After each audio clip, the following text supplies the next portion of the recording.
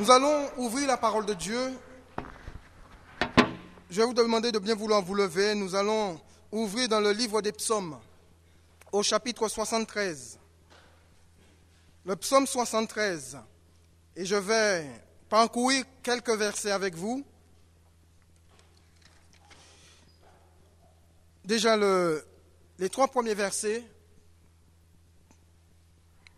Il nous a dit, oui, Dieu est bon pour Israël, pour ceux qui ont le cœur pur.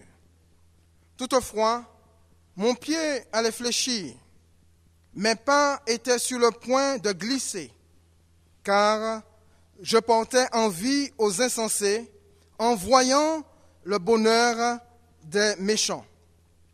Et ensuite, au verset 13 jusqu'au verset 17, c'est donc en vain que j'ai purifié mon cœur et que j'ai lavé mes mains dans l'innocence. Chaque jour, je suis frappé. Tous les matins, mon châtiment est là. Si je disais, je veux parler comme eux, voici, je trahirais la race de tes enfants. Quand j'ai réfléchi là-dessus pour m'éclairer, la difficulté fut grande à mes yeux, jusqu'à ce que j'ai pénétré dans les sanctuaires de Dieu et que j'ai pris garde au sort final des méchants. Et au verset 28, pour moi, m'approcher de Dieu, c'est mon bien. Je place mon refuge dans le Seigneur l'Éternel, afin de raconter toutes tes œuvres. Amen. Je voudrais vraiment souligner ce soir le verset 28 où le psalmiste s'écrit en disant « Pour moi, m'approcher de Dieu, c'est mon bien. Et c'est en Dieu que je place ma confiance. Il est mon refuge. » Amen. Prions quelques instants.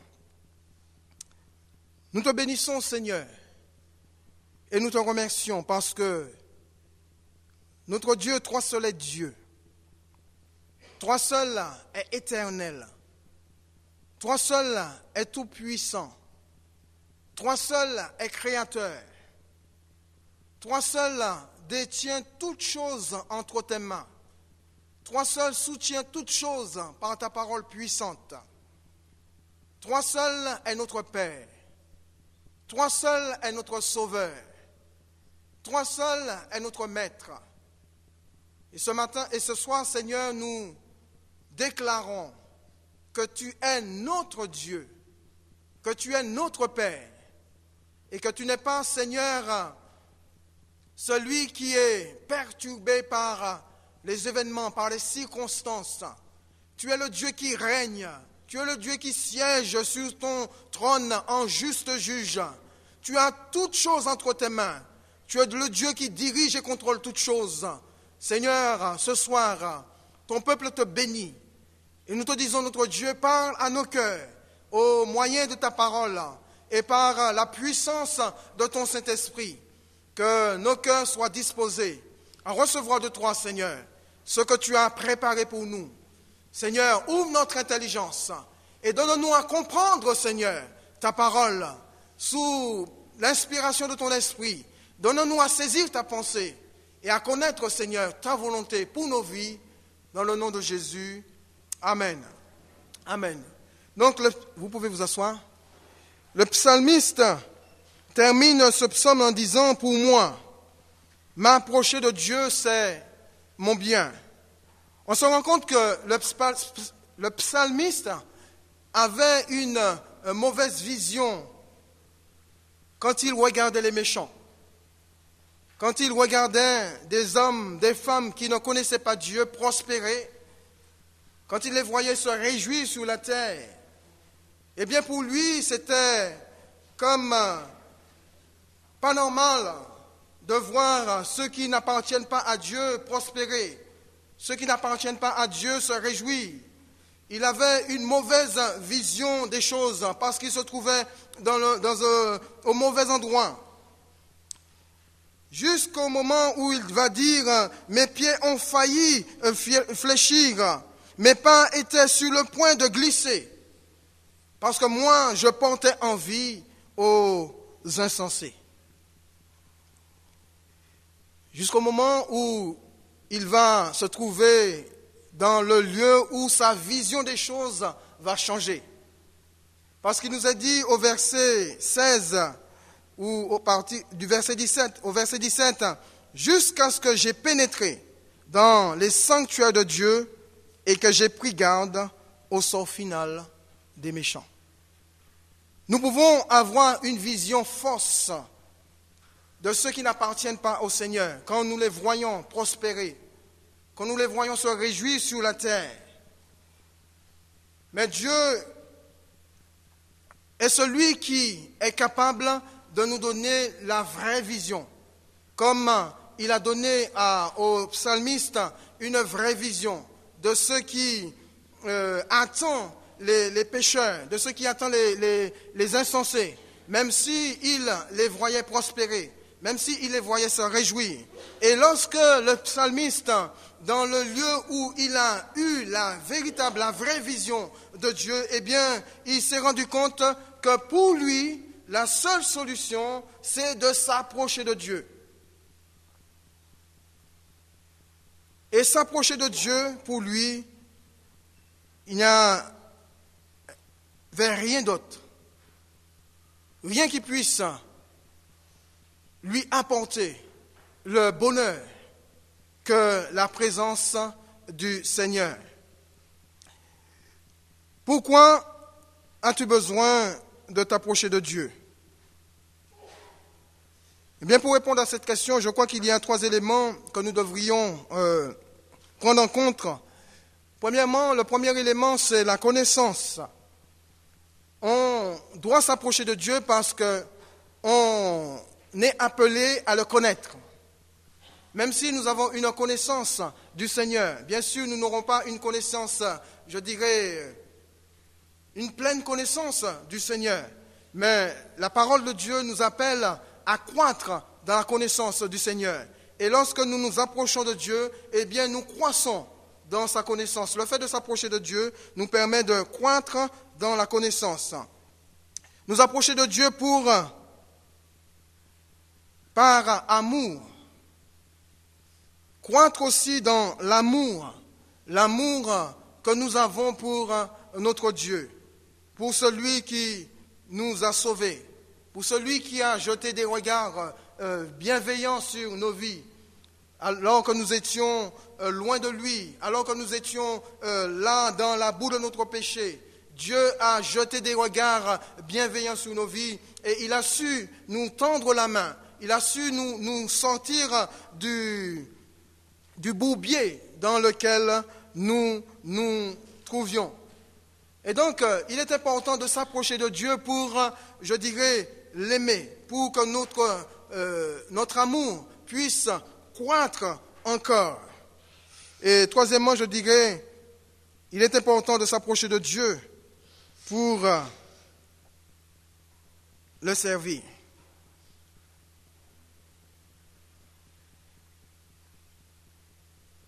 M'approcher de Dieu, c'est mon bien. Je dois m'approcher de Dieu. Tu dois t'approcher de Dieu. L'Église est appelée à s'approcher de Dieu pour mieux le connaître. Vous savez, Dieu s'est approché de nous au moyen de sa parole afin que nous puissions mieux le connaître. Dans le livre du prophète Ésaïe au chapitre 45, au verset 4, c'est Dieu qui parle à son serviteur Cyrus, qui n'avait même pas la connaissance de Dieu. Mais Dieu va lui parler, parce que Dieu avait un projet pour Israël. Et Dieu va se servir de Cyrus pour accomplir ce projet. Eh bien, il nous a dit en Ésaïe 45, verset 4, « Pour l'amour de mon serviteur Jacob et Israël, mon élu, je t'ai appelé par ton nom. » Donc Dieu dit à Cyrus, « Je t'ai appelé par ton nom pour l'amour de mon serviteur Jacob et Israël, mon élu. » Je t'ai parlé avec bienveillance avant que tu ne me connaisses. Cyrus fut un instrument entre les mains de Dieu pour libérer son peuple.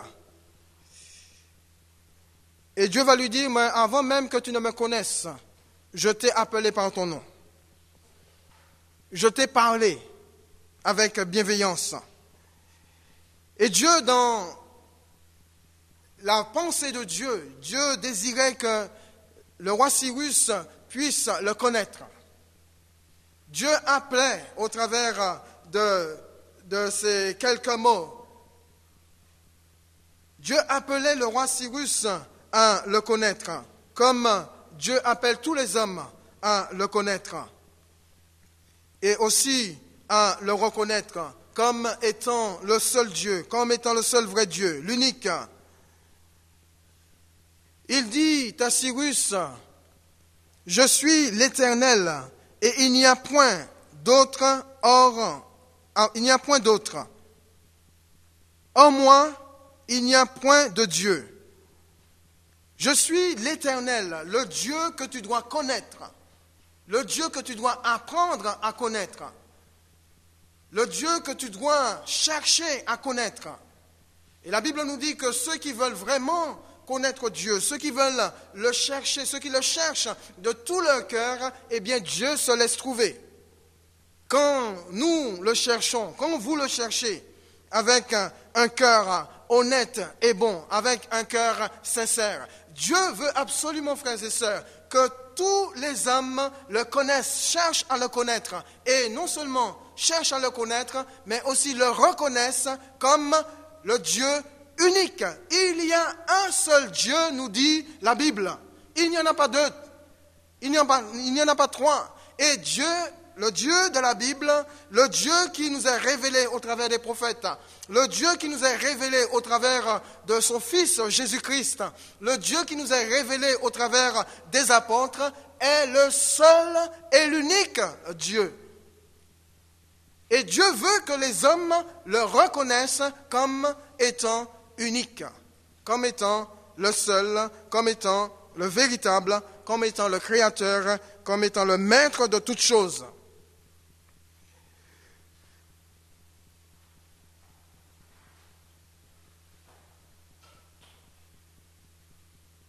Nous connaissons le Seigneur, n'est-ce pas?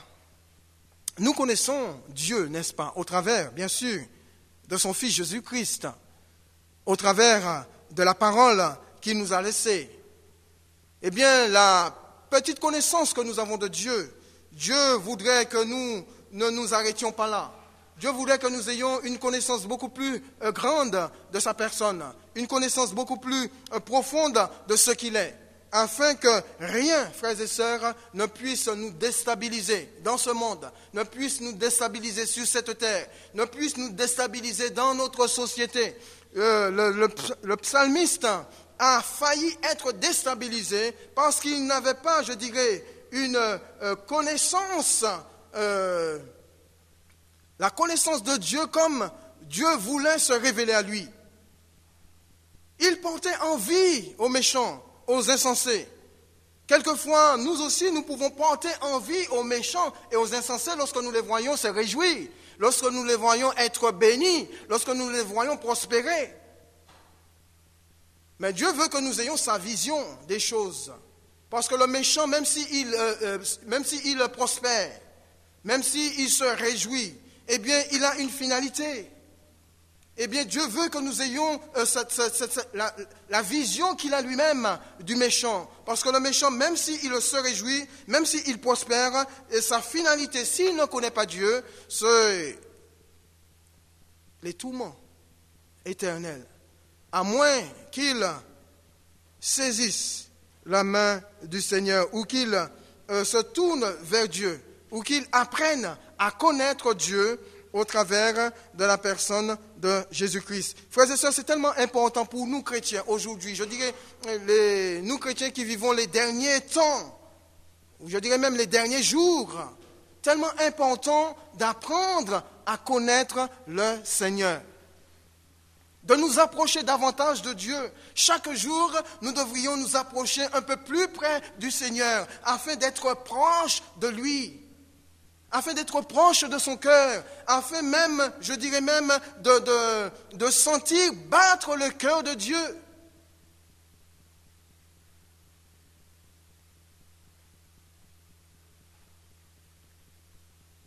C'est Dieu qui a pris l'initiative de s'approcher de nous au travers de Jésus, mais nous devrions nous aussi faire notre part, prendre l'initiative, la décision, chaque jour de notre vie, de nous approcher du Seigneur pour mieux le connaître.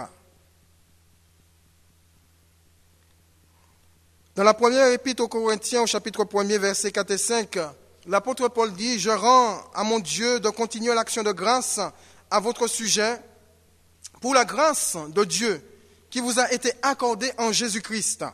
Car en lui, vous avez été comblés de toutes les richesses qui concernent la parole et la connaissance. » En Jésus-Christ, la Bible nous dit que nous avons été comblés de toutes les richesses qui concernent la parole de la connaissance. Donc, il est important, frères et sœurs, si nous voulons connaître le Seigneur, si nous voulons avoir une connaissance beaucoup plus approfondie du Seigneur, eh bien, approchons-nous de Dieu. C'est comme Pierre disait, approchez-vous de lui, pierre vivante. Vous qui aviez été rejetés par les hommes, mais qui êtes précieux et précieuses aux yeux du Seigneur. Vous êtes précieux aux yeux de Dieu. J'ai l'impression que vous n'êtes pas convaincus. Amen, amen, amen, amen.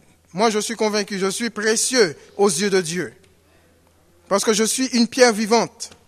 Vous êtes précieux et précieuses aux yeux du Seigneur parce que vous êtes des pierres vivantes.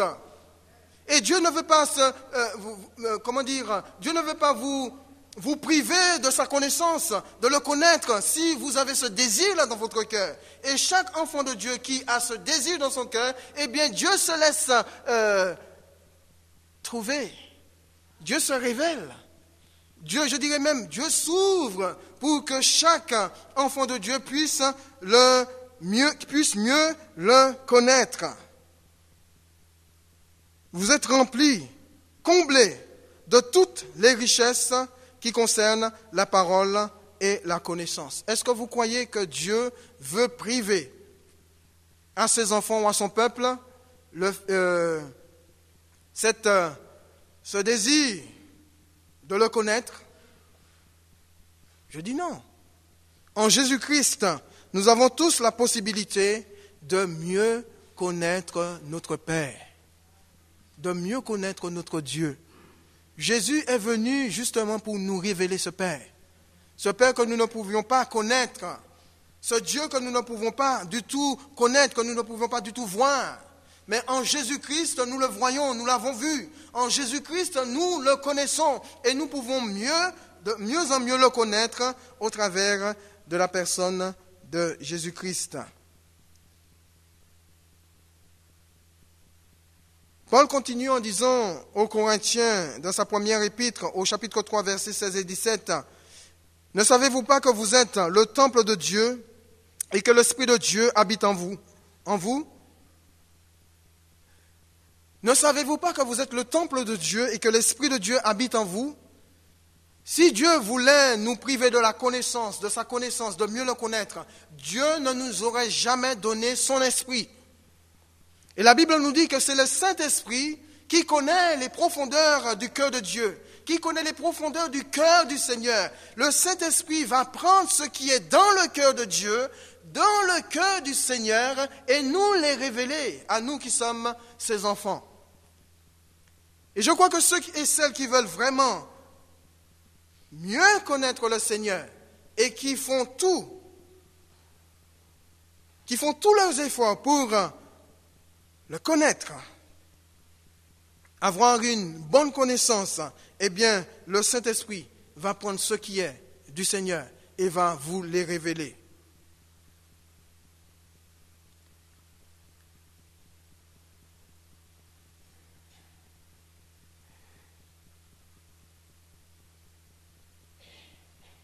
l'Esprit connaît tout du Seigneur. Et c'est lui qui nous révèle. Et c'est lui qui nous permet d'avoir une vraie connaissance de notre Dieu ou de notre Seigneur. Mieux le connaître, ce n'est pas avoir une connaissance partielle. Bien que personne ne peut connaître Dieu pleinement, mais Dieu désire que vous et moi, nous soyons plus intimes avec lui. Et chaque jour, nous devrions apprendre à développer notre intimité avec le Seigneur, afin que, mes bien-aimés, nous soyons un avec Dieu. Ça ne veut pas dire que je serai Dieu ou que vous serez Dieu. Non, vous serez tellement liés à Dieu, tellement intimes avec lui, comme Jésus pouvait dire, « Le Père et moi, nous sommes un. » Le Père et moi, nous sommes un. Il était tellement intime avec son Père qu'il faisait un avec lui. Il connaissait pleinement son Père. Il avait développé une parfaite intimité avec son Père au travers des temps qu'il mettait à part dans le jeûne, dans la prière, des temps où il passait toute une nuit à prier son Père. Eh bien, Jésus avait développé une grande intimité. Il pouvait dire, « Le Père et moi, nous sommes un. »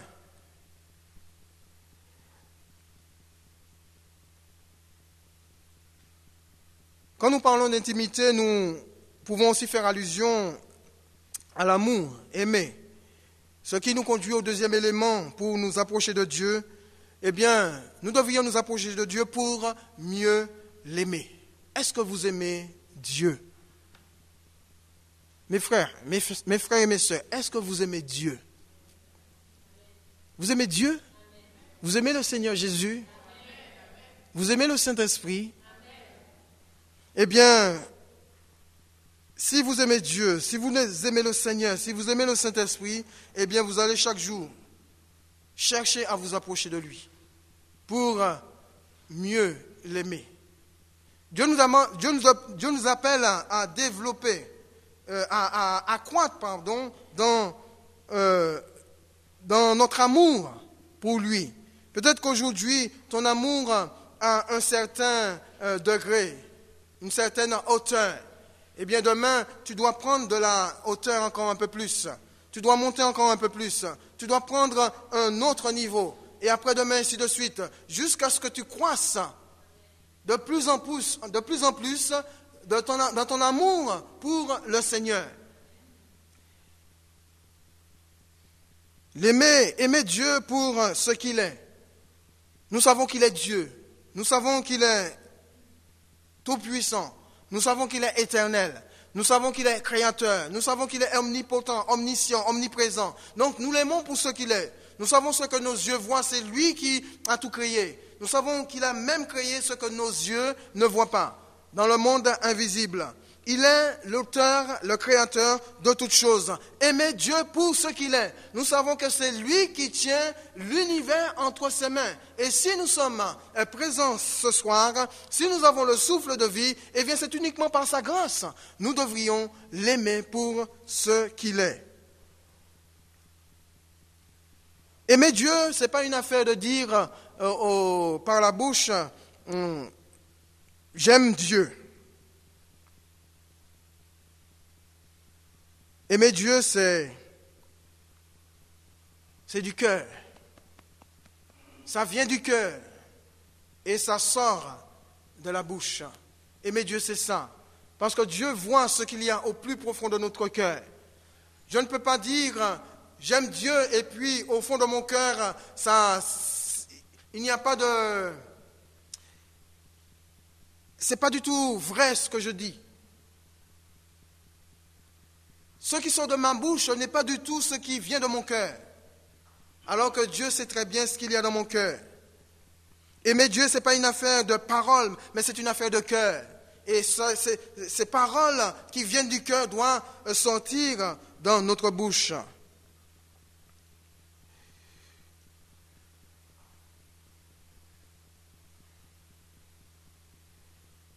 Et l'apôtre Pierre nous donne la clé pour mieux connaître et mieux aimer le Seigneur. Dans 1 Pierre, chapitre 1er, verset 5, jusqu'au verset 8 que vous allez lire.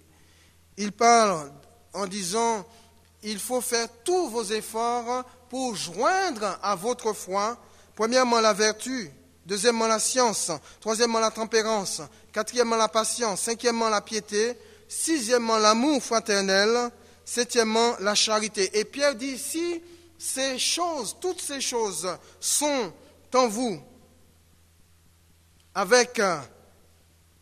si ces choses abondent en vous, eh bien, elles ne vous laisseront pas oisives, ni stériles en ce qui concerne la connaissance du Seigneur.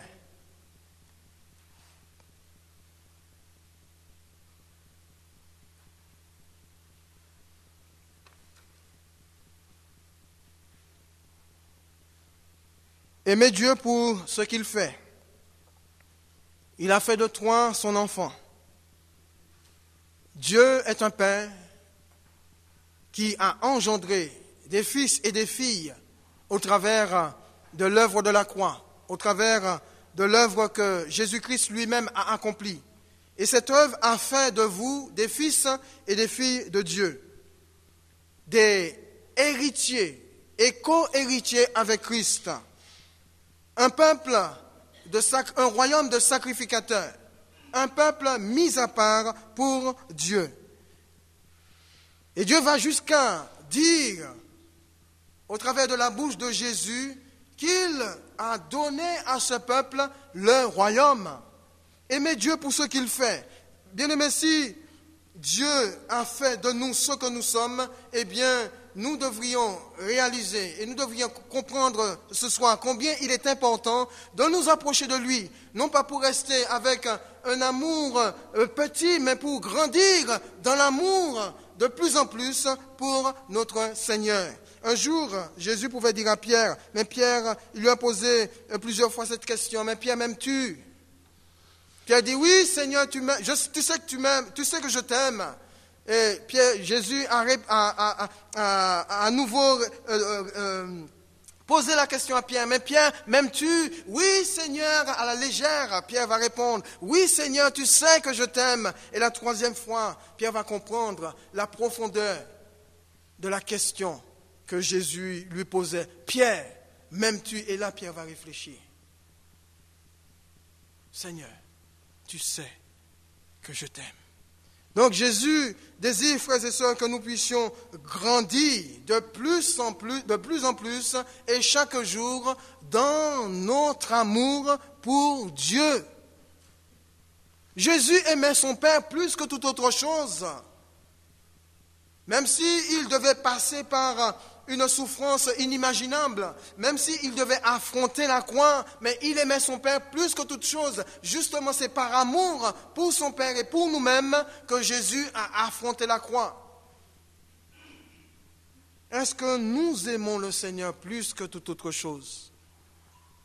Si le Seigneur devait te poser la question ce soir en te disant, mon fils, ma fille, m'aimes-tu? Quelle serait ta réponse? Seigneur, je t'aime. Seigneur, je t'aime. Seigneur, je t'aime. Seigneur, je t'aime. Mais est-ce que tu as réalisé ou est-ce que tu réaliserais la profondeur de la question du Seigneur? Mon fils, ma fille, m'aimes-tu plus que toute autre chose? Mon fils, ma fille, m'aimes-tu plus que tes enfants? M'aimes-tu plus que ton mari? M'aimes-tu plus que ton travail? M'aimes-tu plus que ton foyer? M'aimes-tu plus que ta famille? M'aimes-tu plus que tes loisirs? Nous devrions aimer le Seigneur plus que toute autre chose. Plus que toute autre chose. Notre premier amour doit être pour notre Dieu. C'est le premier commandement que Dieu a donné à Israël, tu aimeras le Seigneur ton Dieu de tout ton cœur, de toute ton âme, de toute ta force et de toute ta pensée. Dieu n'a pas dit que tu vas aimer autre chose. Non, Dieu a dit tu aimeras lui, plus que toute autre chose. C'est-à-dire que tu dois apprendre à grandir dans ton amour pour Dieu. Aujourd'hui, Seigneur, je t'aime comme ceci. Eh bien, demain, je veux passer à un autre stade dans mon amour pour toi. Après-demain, Seigneur, je veux encore grandir dans mon amour pour toi. Jusqu'à ce que, Seigneur, que rien ne puisse prendre la place de Dieu dans mon cœur. Que rien ne puisse venir prendre la place du Seigneur dans ma vie. Et que je ne sois pas perturbé justement par le sort des méchants, pas par le sort des méchants, par le bonheur des méchants, ni la prospérité des méchants. Parce que je sais que ce Dieu qui m'a sauvé, ce Dieu qui m'a réconcilié avec lui-même, ce Dieu qui m'a donné la vie, et ce Dieu qui a placé en moi des richesses, de grandes richesses, est capable de me faire jouir du bonheur, même au milieu des souffrances, même au milieu de la tribulation, même au milieu des épreuves, même au milieu des soucis, même au milieu de la maladie. Dieu est capable de me donner la joie, la paix. Amen.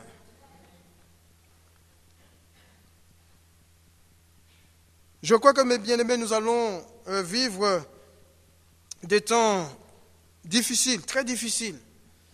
Nous sommes peut-être en marche vers la persécution dans ce pays. Mais nous devrions apprendre à nous approcher de Dieu de plus en plus, chaque jour de notre vie, pour mieux le connaître, pour mieux l'aimer, et troisièmement, pour mieux le servir. Dans Matthieu chapitre 6, verset 24, il nous a dit « Nul ne peut servir deux maîtres, car ou il haïra l'un et aimera l'autre, ou il s'attachera à l'un et méprisera l'autre. Vous ne pouvez servir Dieu et Mammon. » On ne peut pas aimer Dieu et aimer autre chose et dire à Dieu, je t'aime Seigneur. Dire au Seigneur, je t'aime alors que notre cœur est partagé. Dieu veut un cœur entier. Dieu veut une vie entière.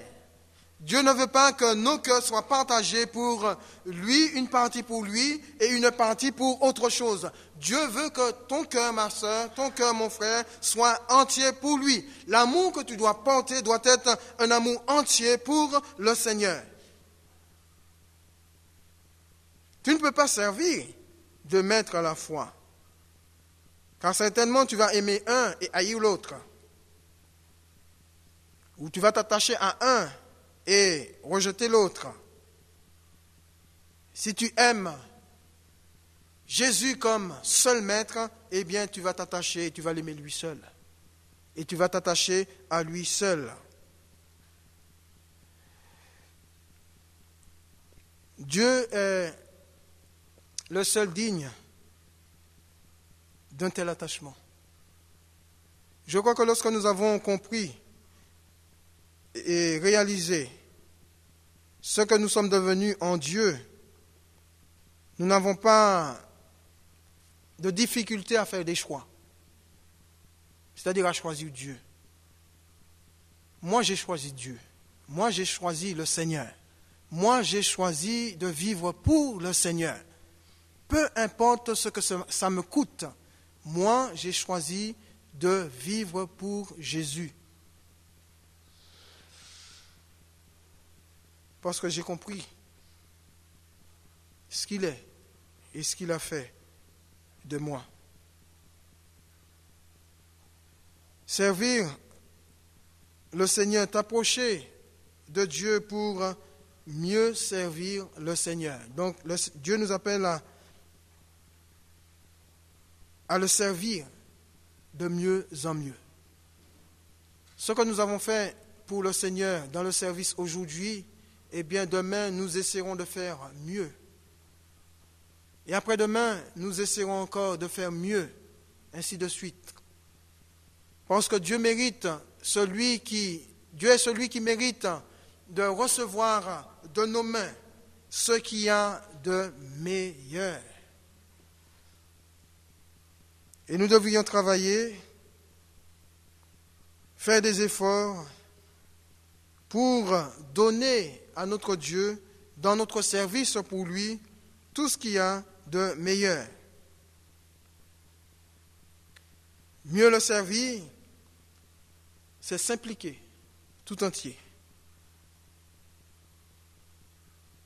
Et je crois que c'est de cette manière que nous serons heureux dans l'œuvre de Dieu, dans le service du Seigneur, dans l'Église et dans notre marche avec le Seigneur. Et pour conclure, je dirais, plus tu te rapproches de Dieu, mieux tu vas le connaître, mieux tu l'aimeras, et plus tu auras envie de le servir. Et tu pourras dire, comme le psalmiste, pour moi, ce qui m'intéresse, ce n'est pas le bonheur des pécheurs ou des insensés, mais ce qui m'intéresse, c'est de m'approcher de Dieu. C'est ça mon bien, m'approcher de Dieu. Prions le Seigneur. Merci Seigneur pour ta parole qui nous donne à avoir une vision claire des choses que nous voyons, des choses que nous entendons autour de nous, dans notre monde, sur cette terre. Merci Seigneur parce que tu nous donnes ta vision, afin comme le psalmiste, nous n'ayons pas à fléchir, nous n'ayons pas à porter envie.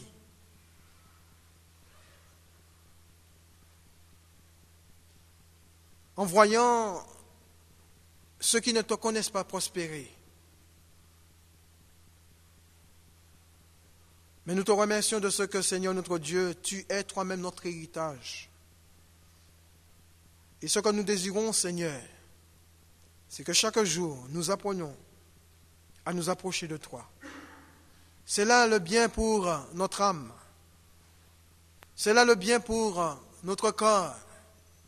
C'est là le bien pour notre être tout entier. Parce que c'est toi qui détiens, Seigneur, entre tes mains, le bonheur de ceux qui te craignent, de ceux qui t'aiment, de ceux qui te cherchent. Et nous te bénissons, Seigneur, de ce que tu accordes tes bienfaits à tous ceux et à toutes celles qui, Seigneur, chaque jour de leur vie, font de mieux en mieux les choses pour toi, qui recherchent chaque jour de leur vie, Seigneur, à mieux te connaître, à mieux t'aimer et à mieux te servir. Seigneur, je te loue et je te bénis.